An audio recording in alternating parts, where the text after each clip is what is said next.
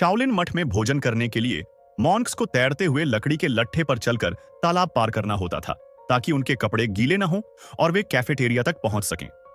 Jack, जो अभी अभी मठ में शामिल हुआ था, दोस्तों को देखकर सोचने लगा, यह तो बहुत आसान है। लेकिन जैसे ही उसने लट्ठे पर पहला कदम रखा, उसका संतुलन बिगड़ा और वह सीधे तालाब में जा गिरा। कपड़े बदलकर जब वह कैफेटेरिया पहुंचा तो वहां एक दाना भी नहीं बचा था। सब कुछ उसके दोस्तों ने पहले ही खा लिया था।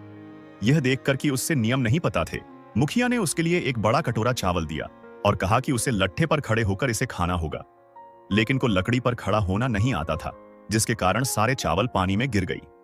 रात में जब सब जने सो रहे थे, जैक ने एक लकड़ी का बैरल ढूंढा और उस पर चढ़कर संतुलन साधने की कोशिश शुरू की।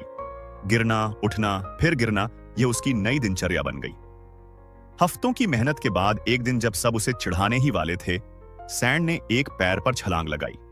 लट्ठे पर उतरते हुए हवा में ही पैरों की अदला बदली की और कुछ पल में ही लट्ठे के पार पहुंच गया। मुखिया मुस्कुराए, लेकिन असली परीक्षा तो अब शुरू होने वाली थी। इस बार उन्होंने जैक के दोनों हाथों के नीचे तेज धार वाली तलवारें रखीं और उसे पानी से भारी 2 बाल्टियां उठाने को दी। शर्त साफ थी, हाथ जरा भी नीचे हुए तो तलवारें उसका शरीर चीर देंगी। सैंड की हर चीख, हर दर्द अब साधना बन चुका था। 2 महीने बाद उसकी बाहों में ऐसी ताकत आ चुकी थी कि वह दूसरों की मदद भी करने लगा। अब समय था तीसरे राउंड का।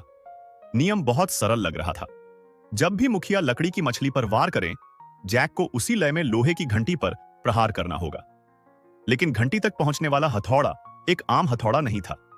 159 पाउंड वजन, और वह भी 6.5 फीट ऊंचे बांस के खंभे पर टिका हुआ।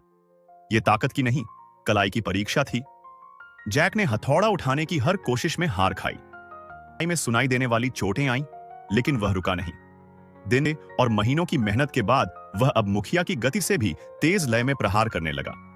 मुखिया ने देखा, परखा और फिर चुपचाप सिर झुकाया।